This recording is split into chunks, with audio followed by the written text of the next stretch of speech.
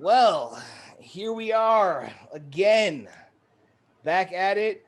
We had our guest star, and she already left us, so we'll see. Maybe she'll be back next week. We'll see. She back. She back. She has some stuff to take Oh, care of. she has okay. Yeah, All she'll right. be back next week. So as somebody else, her again next week. But until then, sit your podcast down. Episode 11, season 2. Fellas, Reek, G, how you living? Good, good. Cooling.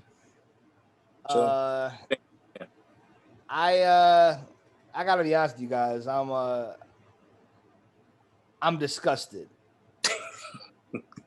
Just America, I'm disgusted. I'm disgusted. I'm torn and I'm disgusted. And the reason being, Floyd Mayweather might as well be a snake oil salesman at this point.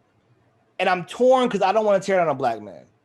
I'm ecstatic that he's been able to make the kind of money and generational wealth that he has. But he just sold us a bullshit ass fight. A bullshit ass fight in which he knocked this motherfucker out, Held him up. lifted him back up, and said, keep dancing for these motherfuckers if you want your check. I have a problem with this shit. But I mean, I kind of appreciate saw that. it coming. I appreciate that he did that. The effort was there. It was. But you hold him up. It's like can't Yeah, end this I- quickly. Yeah, I appreciate that he did that. I'm gonna say the other thing I don't like about it is this. I'll let you guys get to it. White privilege is fucking amazing. Because I didn't think about this until after the fact, that then some of the antics and some of the shit that they were saying, and the brothers, bless them, they made money and all that. First off, he doesn't deserve to be in the same ring as fucking Floyd. Facts. Didn't deserve any fucking money. And what I don't understand is this fucking praise for him. Let's worship at Master's feet and say how great it was that he didn't get knocked out. And what the fuck is this? Floyd's like, he better not thought he was. And honestly, Floyd, you are the master in this situation. Why are we doing this?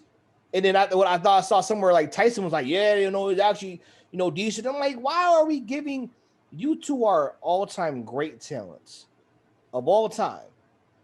Why are we just continuing to validate white privilege, which is all this shit is?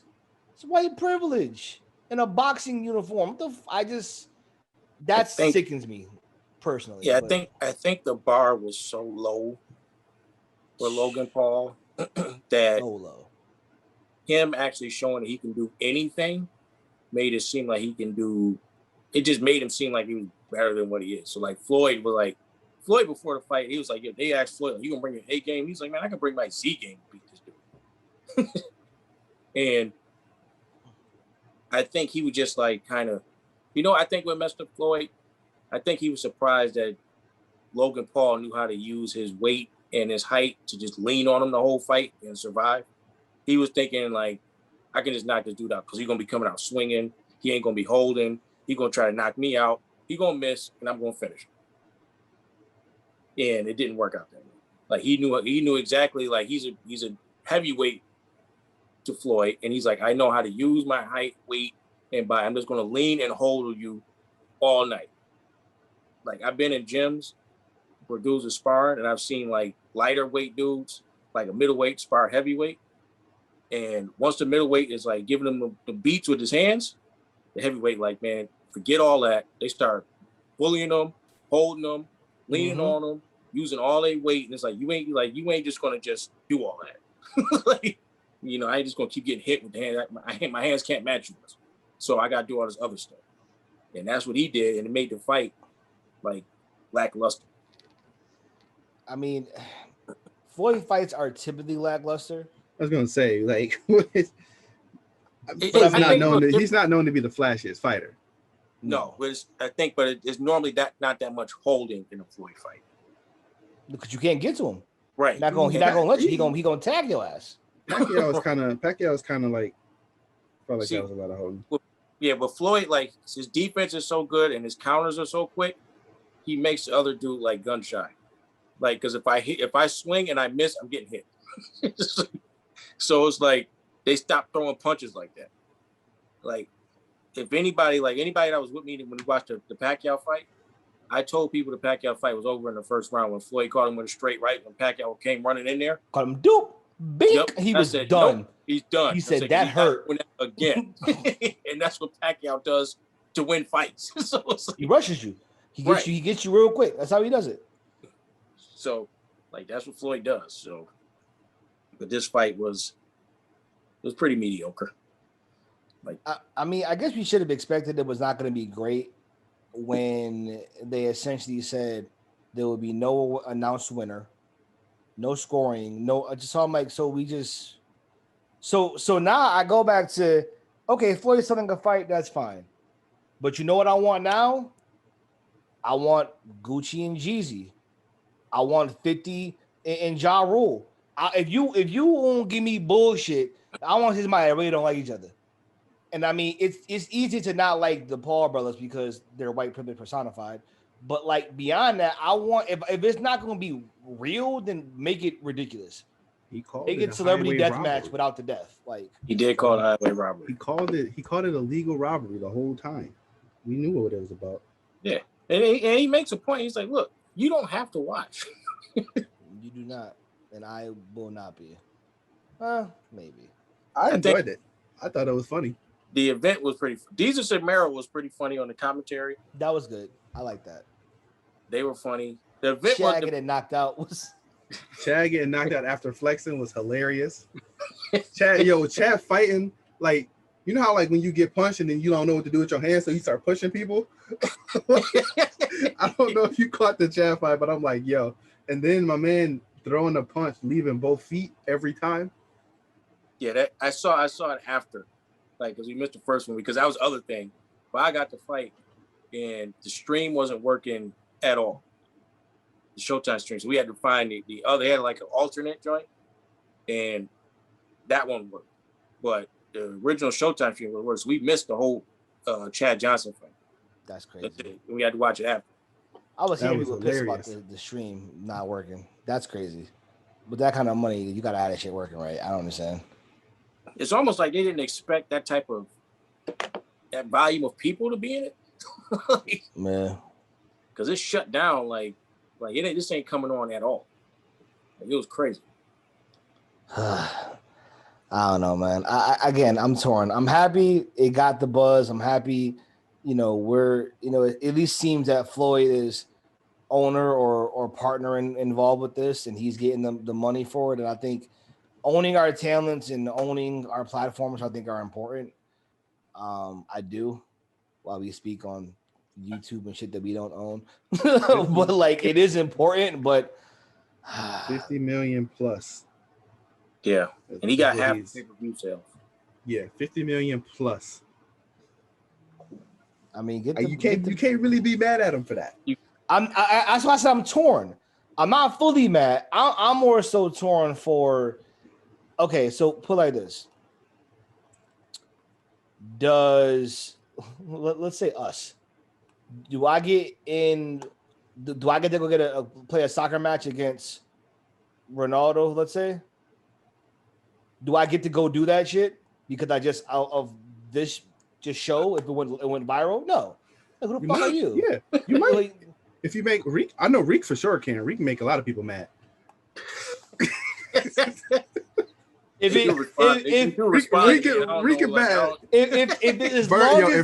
Reek come at Verb with the gloves, I think Verb accepted. If it's a disgruntled battle rapper, maybe it ain't gonna be Floyd though. That's what I'm saying. There's levels of this shit. Like we gonna get a battle rapper, he got a Floyd. I'm just saying.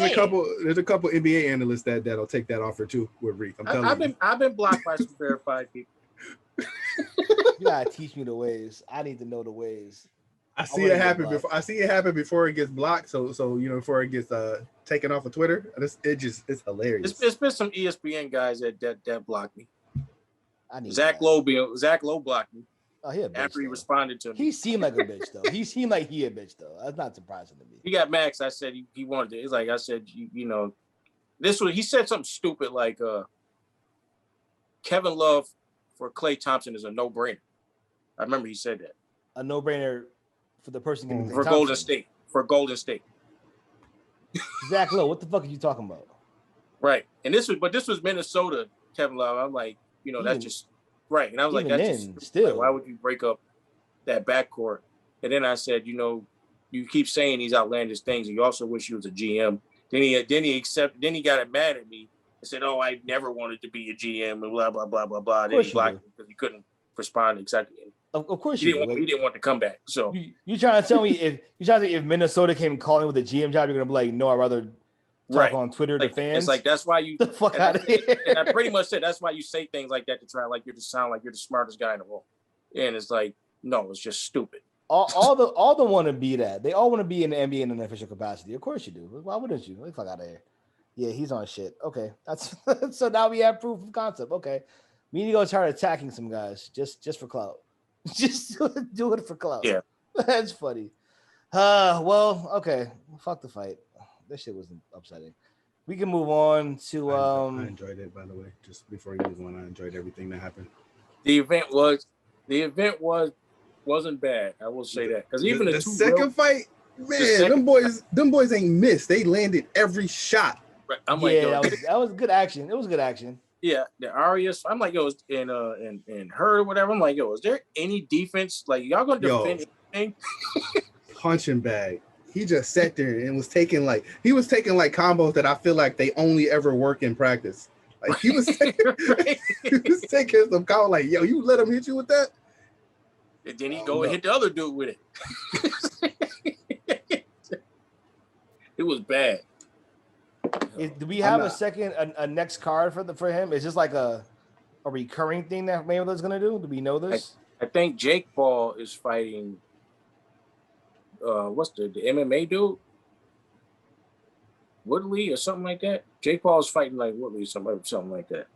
I know, but the big thing they're trying to set up.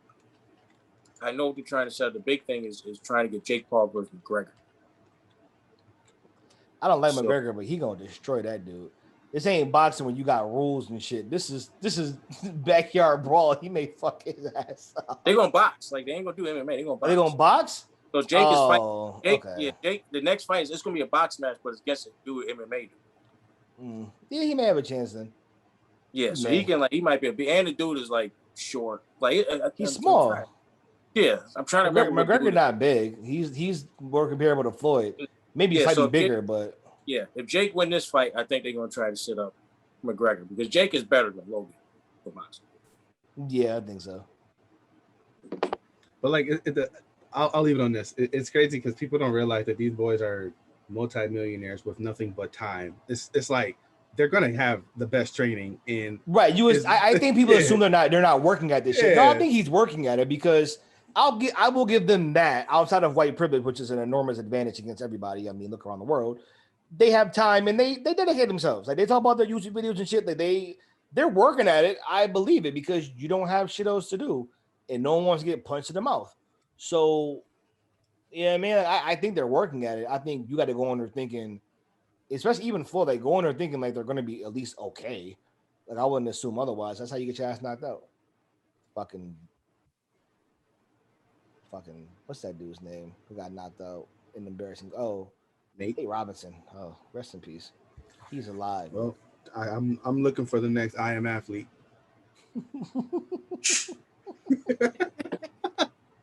Surprisingly, he hasn't been on this week.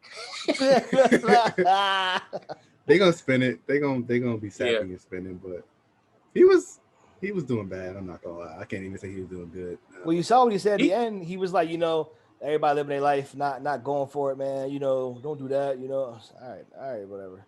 Yeah, being knocked out ain't on my bucket list. So he said, I'm not off a bucket list. Get it, knock the fuck out. Was that your bucket list? At home at that. Like we from Miami. It was like, dude. 30. It was like 34 seconds away from walking away clean.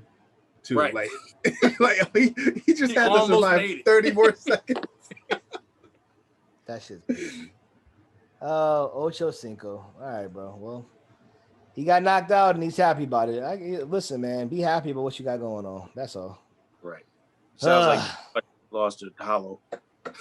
I did one of the things I wanted to do. I wanted to battle. Like, yeah, okay. All right, cool.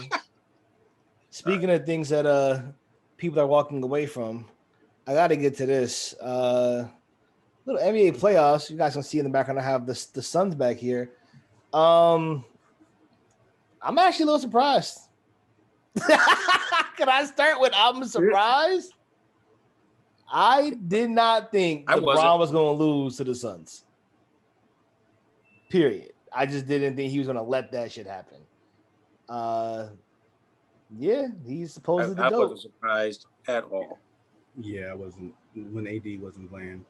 Right. I already knew. I was like that whole narrative that they kept saying, man, the Lakers are better this year.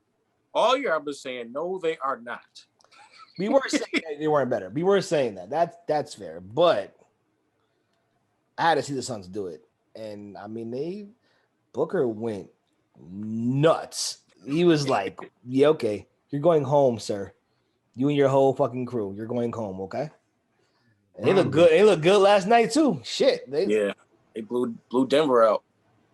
I wasn't surprised. I knew so I think Phoenix was kind of pissed off because I mean I'd be pissed off too if I'm like the 2 seed and they're just saying the 7 seed. No one's giving you credit. Right. Nobody's giving credit for being good. And then, everybody said, well, LeBron's about to just take it over. And it's like, no. They're like, I think that just pissed Devin Booker off because Devin Booker's like, yo, I'm the best player in this series. Like, he's old. So, I mean, showed that. I tell you right now, he fucking played like it. I mean, what I can, they talk about it, and there's a couple of guys in the league that have it. I think Tatum has it in spurts. I think Kyrie has it in spurts. I think Booker has it. It's those guys that, I mean, I hate to admit it as a Knicks fan, but I think Trey may have it in terms of I'm going to, not only am I better than you, not only am I going to show it to you, when we need buckets, I'm not going to ask. I'm going to say, give me the fucking ball and watch what I do with it. And to their defense, like the boys I mentioned, except themselves, those boys have been doing that shit. They were like, okay, we down right now? No, we not. Give me the rock. What's up? Oh, you can't stop this shit. I'm gonna keep doing it too. Like Dame was a madman. Dame was doing it. Dame was fucking. That's another story. We'll get to Dame in a second. That's another story together. Yeah, because he need to come out to the Knicks. But anyways, watching LeBron play is the most frustrating thing ever, considering he's the GOAT, right? It is so like when you watch Kawhi play and you say, man, if LeBron could do half of that, like Kawhi don't even talk. Kawhi don't even look like he want to play basketball. And he's like, I guess I got to put the team on back tonight. And then you compare that to LeBron and it's like, all right, I'm gonna get my team going first. It don't make no sense. Right. Like, let them feed off of you. You want to feed off of them. It's almost like LeBron, it's seemingly like, show me I need to do it. It's almost like I'm not going to put up the effort unless I see what I need to see from you guys. I'm not going to waste my switch flipped for anybody. Like, it almost seems like it's that. And I don't know if that's a wrong assessment, but watching him play in those games, I was just like, I don't feel like he left it all on the floor. And I feel like if you're the best player or if you're looked at as the GOAT in any sense, I should feel like, man, I did everything I could possibly do to give it. Like Dame, I felt Dame did everything Dame knows how to do. Like, listen, give me anything, guys. But he said, I ain't going to just wait for y'all to do it. I'm going to do mine first and lead by example. I didn't feel that with LeBron. I just didn't. I can go I don't think it's people will say it's a hot take, but I don't think it's a hot take. I don't think LeBron has ever done that. I don't think I can recall a game where I feel like LeBron literally left it all on the floor. It's like, it seems like when he feels like he's going to lose some way, he just starts shutting down somehow. So it's like, I'm going to start passing. And if my guys get going, then I'll start getting going because they kind of leading me back. You know what I mean? And I'm going to try to take over the show. But it never felt like you said, well, Dame or even Allen Iverson when they played the Lakers in that series, he was going nuts. Right, you feel like, okay, I'm doing all I can to win this, and you never get that feeling with LeBron. Even the one game when he dropped 50 on Golden State, that game one, that was the closest I feel like he left it all out there. But in overtime, because J.R. Smith messed up, he literally quit. He didn't even take a shot. To me, it's that. there's moments in the games where I feel like something goes wrong, and it's like he can't get past that play. They were showing it in the closeout game. I think Kuzma pump faked, drove, took a awful fucking shot. He didn't get back. Hit the fucking top of the damn glass, right? And they run. You see LeBron stop running, look at the bench, and say, "Get me the fuck out of this game." And at that point, it was like I think a 12-point game or something like that, 8 or 12, something like that. It was like within striking distance if y'all get going. He was like, "Nah, take me the fuck out. I'm done." Like Kuz made me so mad. I don't want to play no more. And it was just like, even if you think you can't go all the way, you still supposed to think you got a chance. Right. Like you should still think that. Like, why wouldn't you still think that? If you give AD a couple of days, maybe he's back to full strength or good enough to play. Who knows? But maybe he knew AD wasn't going to be back. Maybe he knew he had no chance without him. But it's the body language and this a lack of just attempt. He started talking about Space Jam after he got eliminated. He knew AD, but he knew AD wasn't coming back. He had a groin injury. I don't know if any guy right. had like a groin injury. And he had a knee injury before the groin injury. The fact that they said he was gonna, the fact that he came back at all, I was like, groin injury? The easiest shit to pull again? Right. He can't even run. I was like, that seems interesting. And then he looked like he couldn't move. I was just like, okay. AD only tried to play because Barkley called him street clothes the night before. I bet you. I can always imagine that LeBron was in there just like, I didn't trade 18 motherfuckers and 1,000 first-round picks for this shit. We get the fuck up and play. Better try. You could bet he walked by the. You could bet he walked by the trainer room and just looked at the nigga like, all right, and walked away. The nigga was like, I'm gonna try to give it a go tonight, coach. I'm gonna try to give it a go. Give it a go. Yeah, okay. Doctor said he could play. Like, kidding me? He can't even move. He can't run. Fire that doctor. LeBron's personal doctor said he could play. Right, LeBron's personal doctor. He walks in with a clutch shirt on. Yeah, he's good to play. Are you a doctor? Yeah, I'm a doctor. He's good. What's your specialty? Don't fucking worry about that. I'm a pediatrician. He can go. They should have known something was wrong when he didn't do the jump ball and let Marcus Gasol do it. Right. This motherfucker is 102 in basketball years, and he doing the jump. But nigga ain't jumped in 5 years. Right. He couldn't jump in his prime. Like, he was never a jump. What do you mean? Right. You want him to do a vertical jump against? That's why him and Zeba was grit and grind. These niggas can't get off the ground. Right. They don't jump. They don't get off the ground. They bulldoze people. They ain't jumping, nigga, above the rim. What are you talking about? Yeah, just below the rim basketball, bro. Just below. Marcus Gasol is a glacier at this point. You talking about you go do the jump ball. Dude, I never understood that pickup because to me they intentionally got bigger and slower as a team. I didn't understand that shit. I said that from the jump. Like, why do you get Gasol and Drummond? Like, they do the same shit. But the thing is with LeBron, so I think he wanted Gasol because Gasol can shoot a three. Because the other thing is like he doesn't like anybody clogging the paint. So he don't like big men to be big. Nope. So it's like to him, it's like, oh, Drummond's in my way. So I need to put Marcus Gasol in because Marcus Gasol can stand on the 3-point line and I can just go to the basket. But he doesn't get a rhythm. He doesn't get a flow. Shot, and that's just facts. Right. That's just facts. It's an inefficient shot. Post up's an inefficient shot. It's a low value shot compared to Rick Carlisle. The fact that Rick Carlisle still has a job after that shit. He said that a year ago. Because everybody was asking, how come Porzingis doesn't post up? Because he's 7'3". And he was sitting there saying, like, oh, the post up is a low value shot, even for 7'3" Porzingis. It's just facts. Like, every great scorer, every single one has some kind of post or mid-range game.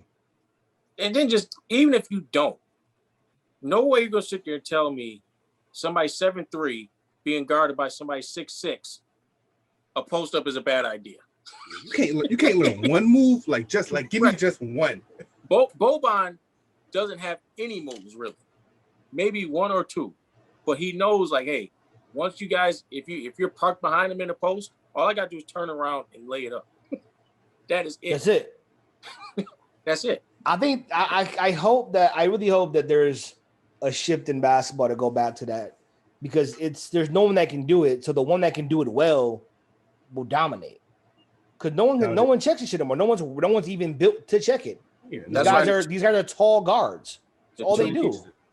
Yeah, that's why the two top MVP candidates was like Embiid and Jokic. Get in the fucking post, and no one can stop it because no one's like them. They're 2 of 2. Like, I don't understand.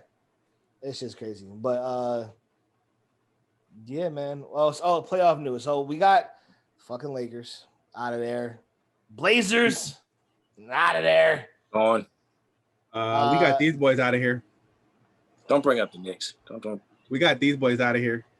The Knicks are also out of We don't got to talk long about it, but I will say, when I saw Randall try to back somebody down from half court because he ain't got no other moves, I had to turn the game off. Okay. I saw the gears. I could literally see the gears spinning in Randall's head when he got the ball and he could not figure out what Atlanta was doing to him. Like, Atlanta was literally like, they was like almost like Giannis. Like, it's like they built the wall. Like, as soon as Randall get it, we're going zone.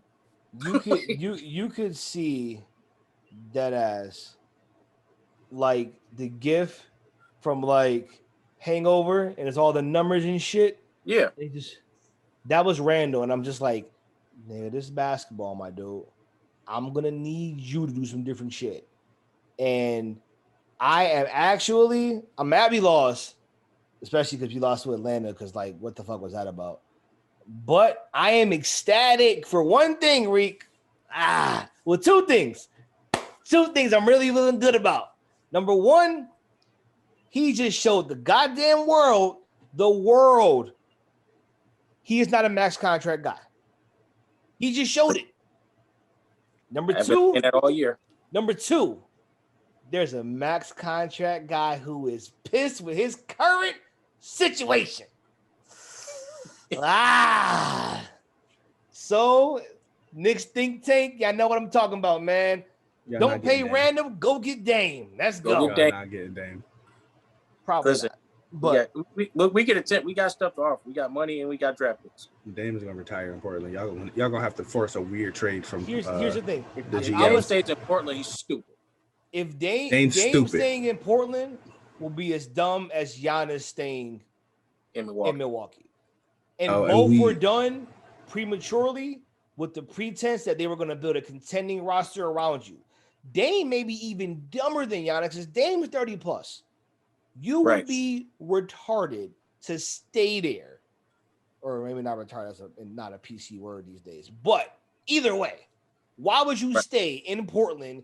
You already are at the tail end of your prime, and you are a guard, and guards age horribly. You need to move. And I think he recognizes that. McCollum is a bum. Nurkic is a bum. Melo past his prime. What else do you have that's keeping you there? Right. You got rid of the coach, but I don't know who they're going to bring in. Because you know what I feel like is going to happen?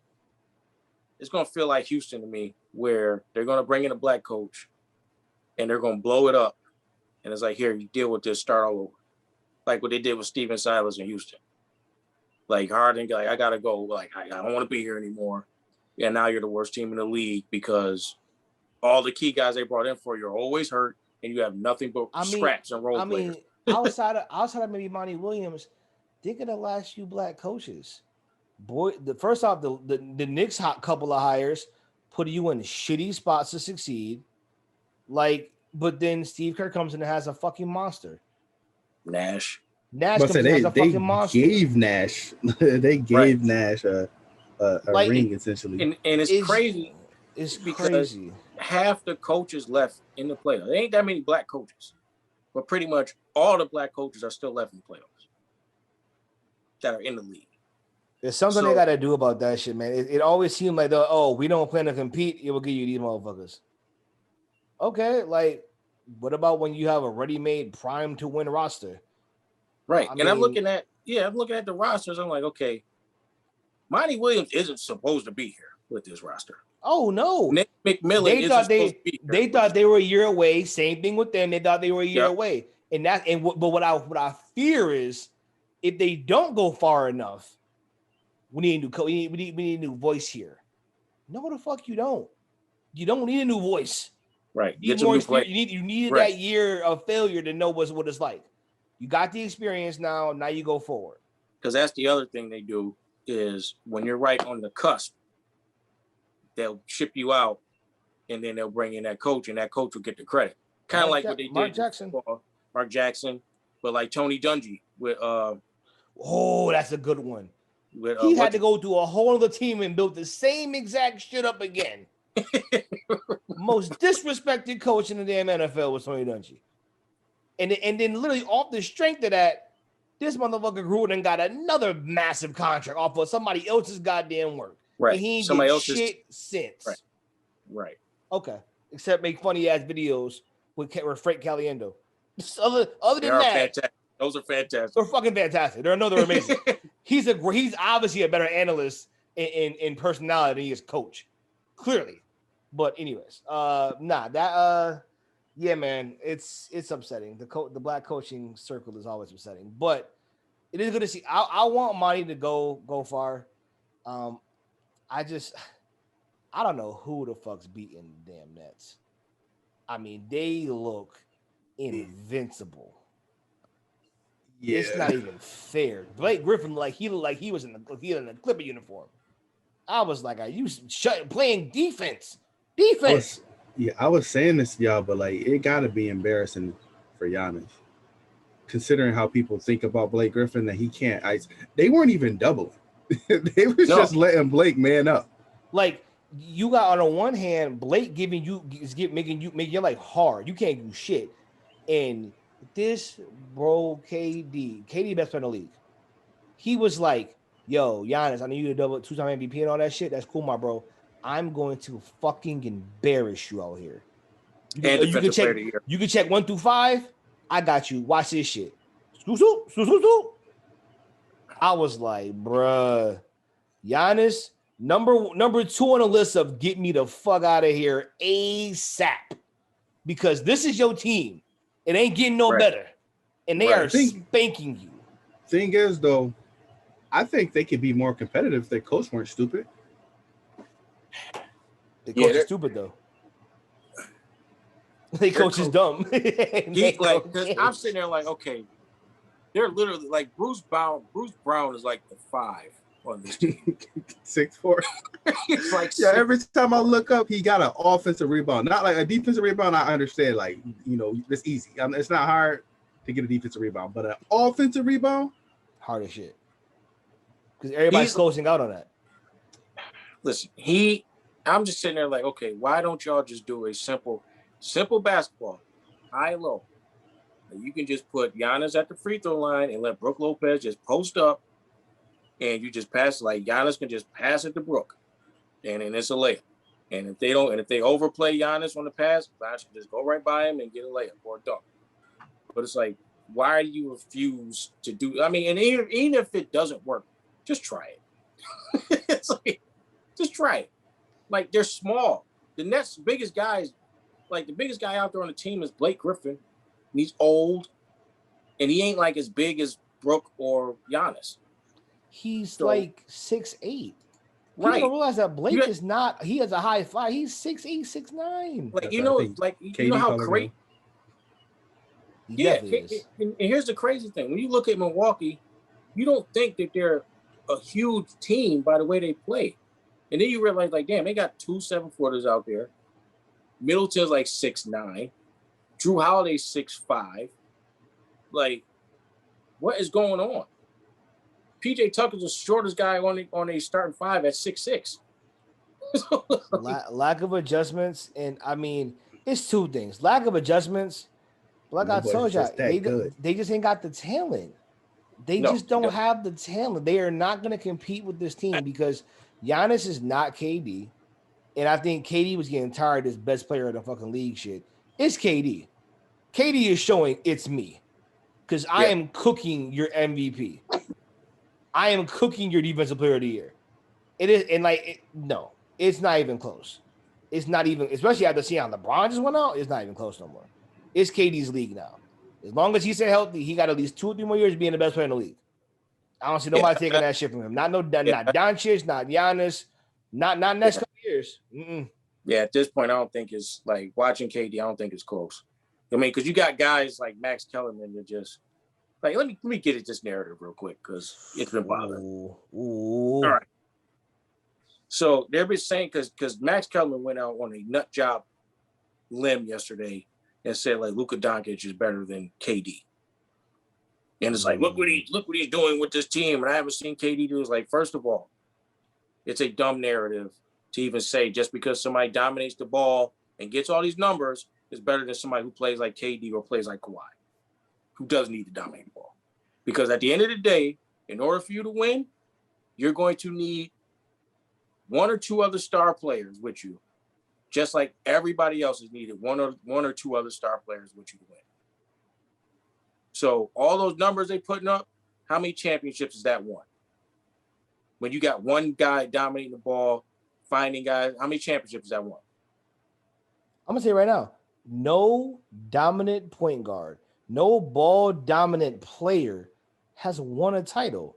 It's always dudes that move without the ball or move it around.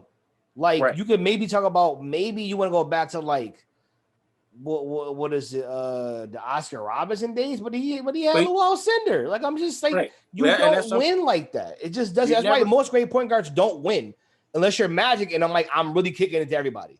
You can't win like how they play. You can't. And even Magic had Kareem and Worthy. So it's still like Hall of Famers on the scene.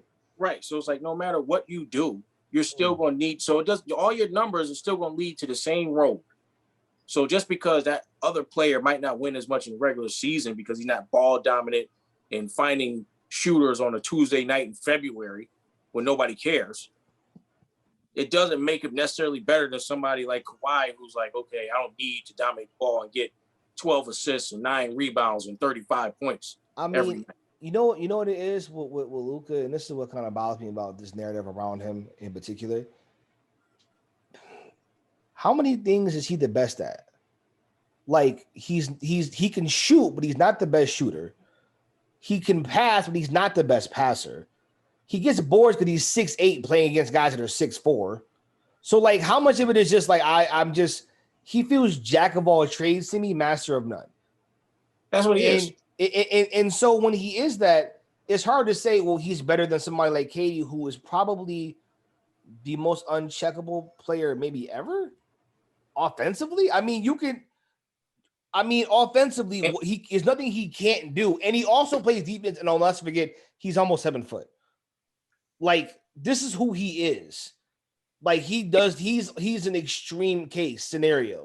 And that's just not Luka. And KD plays defense. Luka doesn't. Luka plays no defense.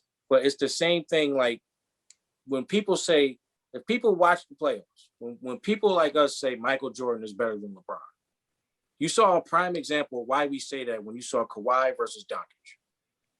Because one took over the game when it mattered and pretty much willed his team to win, and then everybody rallied around. Mm-hmm. The other one was dominating on stats. He was hot. He always got hot, but then always ran out of gas. And then when his teammates needed him, he didn't show up because he was dependent on them instead of just saying, hey, give me the ball. It was times in the game where Kawhi's like, I'm shooting this ball. Not you, Paul. Not you, Marcus Morris. Not anybody else. I'm shooting this ball. People don't understand the ability to dominate when called upon is unique. It's not front running. It's not, oh, we're playing loose and free in the first. That's why they always say it like role players. Role players games don't go on a roll most of the time. Why? They feed out the crowd. They need the energy and shit. That's why star players are star players. That's why you see the playoffs are playing out way differently this year than they did last year. That energy is different. Now, add to that the energy of the fans being there, and then add to the idea of like, okay, I need a bucket. I know you know I need a bucket, and you're doing everything to stop me from where I want to go and what I want to do. It's a whole different ball game. Guys don't understand that shit. Jordan was getting the ball and scoring when it was like, oh, I know I have to score. and if I don't, we're gonna lose. The pressure of this team, this city, this organization is on me right now. I got something for you. As opposed to, we're playing, it's 10-10 and it's the first quarter. It's a different level. And if you don't understand that shit, you ain't watching no basketball. It's as simple as that. You watch some basketball. Right. And that's what it was. Like, it's just simple, small thing, like just intangibles and mindset that separates them. So, it was just frustrating to see how Kawhi dominated game 6 and 7, 2 must-win games he needed. And all they talk about is Luka's stat. Well, he need more help. And Porzingis didn't do this, and this person didn't do this. We know why. There's 2 reasons why. Number one, Max Kellerman's doing his job. He's saying outlandish shit. He's the young spry Skip Bayless. That's who he is. He's the young Skip. Stay ridiculous, stupid shit. Number one. Number two, if Luka was black, would you care as much? He'd be James Harden. Yeah. Ball dominant, don't play defense, not good enough to win, not committed to the team. He'd be that. That's exactly who he would be. He'd be James Harden. Give him his flowers too, then. If that's how you feel about Luka, then give him his flowers too. The way they treat James Harden, they call him a choke artist. Like, you didn't do this, game 6, 7s, you played terrible, you didn't do this. Same thing with Luka. Because Luka had a great half, and then you look in his second halves, his fourth quarters, he doesn't score. He doesn't do anything close to what he does in the first half. It's easy. He doesn't show up in a clutch. Like, he'll score in garbage points. Those empty calorie stats to make it look like he did something. He said empty calories. Yeah, but it's like he didn't do anything. And it's the same thing with James Harden. But instead, James Harden got ridiculed for it, as they should have. Like, you didn't show up. You don't show up when it matters. But with Luka, he needs more help. Even though he does the exact same thing that James Harden would do. I just think he's a great player. Fair. Let's wait before we crown him. Let's wait before you crown him. Right. It's just let him grow until who he's going to be. Let him go through some trials and tribulations and shit, and let's see. But as of right now, until further notice, it's KD's league. Clearly, it's KD's league. He back. He looks back. So enjoy that shit. And if I'm him, I'm pissed. I've been hearing all this slander on my name, and I'm ready to get boys work. So Giannis, good luck, bro. You gonna need that shit. We were talking about it. I just really appreciate how the Nets were winning though, because they were shooting the mid range, they were moving the ball, all the stuff that all these other teams. It's very clear that all the other teams are following their analytics, and it's just not working for them. Like it might look good, but it's not basketball. You see, 3-pointers are better than mid range based on the percentages. They're playing the analytic team. Yeah, Milwaukee plays analytics. And this team, and I've been telling people, everybody's saying like, "Oh, Mike D'Antoni's secretly coaching." No, he's not. They're playing more like Brooklyn's playing more like Golden State, where Nash was at. Yep. Than D'Antoni. D'Antoni does not have this much ball movement. I was going to say they feel a lot like the Warriors East. Right. That's how they feel. Killers at every position, but just we're gonna move smart. We're gonna play smart. Play together. Yep. That's one person dominating. Yep. It's more Golden State than D'Antoni garbage. So it does, barring something happening. It's gonna be a feel good story for whoever comes out the West, more than likely. If it's not the Clippers, I don't think there's a shot out West outside the Clippers. I think you're gonna need them 2 boys to show up. You're gonna need P to play like he been playing a little better, but he ain't been as bad as last year. Last year was atrocious. I agree. The only guys that are ready for that type of challenge is Kawhi. He's the only one that'll be ready for that. Like, I've been here before. Like, anybody else gonna be out there pissed because he got to deal with. First, he got to deal with KD. Then he got to deal with Kyrie when he go off. Then he gonna have to deal with a random Blake going off. and then if Harden isn't being a little bitch, he gonna have to deal with that. Right. Like, that's what's even more. You even talking about like Harden not even playing. They even need him. Which I also said from the beginning. Kyrie, what do I? Healthy Kyrie and KD is as scary as I thought it would be. It looks just as fucking scary as I thought it would be. What do? You don't do shit. You lose. Everybody puts too much stock into the regular season. You got 2 guys that won championships. They do not care that much about regular season. And when the playoffs start, you're going to see what they do. Because that's when they play serious. These boys like, are balling.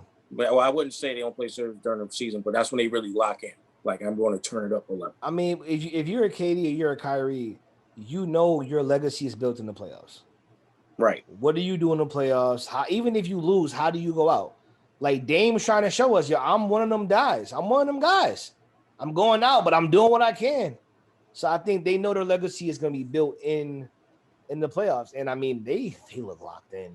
They look really locked in. Like, I mean, if they beat these boys in 4 or 5, I mean, just pray. Because they bodying everybody else. It's nothing else to say about it. The Bucks are not a deep team, but on the strength of Giannis, you think he would slow down somebody over there. Nope. He's slowing down nobody. So it'll be interesting. It'll be very interesting. So if we had to give a prediction, we're saying the Nets. We're saying the Nets. Yep, Nets Clippers finals. Nets in 5 or 6. He said Nets in the 5. Shit. Yeah, I could. 5 or 6. 5 or 6. I'll say Nets in 6 at least. I said they get at least 2 games. I don't. Kawhi can get you 1. But P can't get you 1. I can't trust Paul George to show up like you're going to need him to. Yeah, Paul George needs to be Indiana Paul George for them to have a chance, and I don't think he has that anymore. Yeah, he has to get past the Suns. You think so?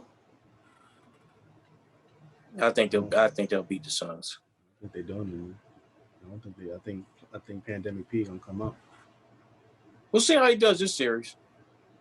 That will be interesting.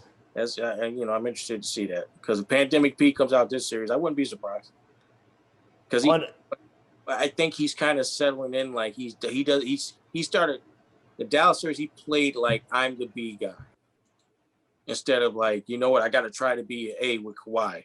It was almost feel like, okay, no, Kawhi's the man. I'm going to kind of play a Pippen-like role. That's what it felt like. True. I mean, he had a solid stat line. Like like he could score better than Pippen. But I was just like, it felt like we know who the A guy was. Or last year, it's like you kind of figuring like, okay, which one of y'all is going to take over this game? You know what I mean? But this year, it felt like, okay, we know. It's almost like the pecking order was decided. Kawhi, you're the man. Paul, you're the second guy. You gotta give credit to Ty Lue. Ty Lue set the record straight with that. I mean, he finally changed his shit up, man. I was upset watching that shit. I'm like, dude, you gonna make a change, make an adjustment, maybe? Like, nah. He waited a few games. he said, y'all gonna act right? All right, I'm gonna fuck on whatever. All right, cool. A few games. You ready to listen now? All right. Watch some YouTube, change some settings. I'm done. We could go into battle rap. I don't have nothing. I didn't even get to watch it, so I have no take. I don't got nothing. I have no take. Yeah, I ain't watched the battle either, so I guess we just wait till next week. Because I think Gnome is this week. So. Oh, right. All right, yeah. Yeah, I guess battle rap America next week. Yeah, next week. Anything else? I think that's it. Man, I mean, at least I know it's been a while, but did y'all at least like J. Cole album? Like, next week. I got some takes. I got some J. Cole takes of the off season. Boy, I can't wait for this one. We ain't never gonna talk about Cole.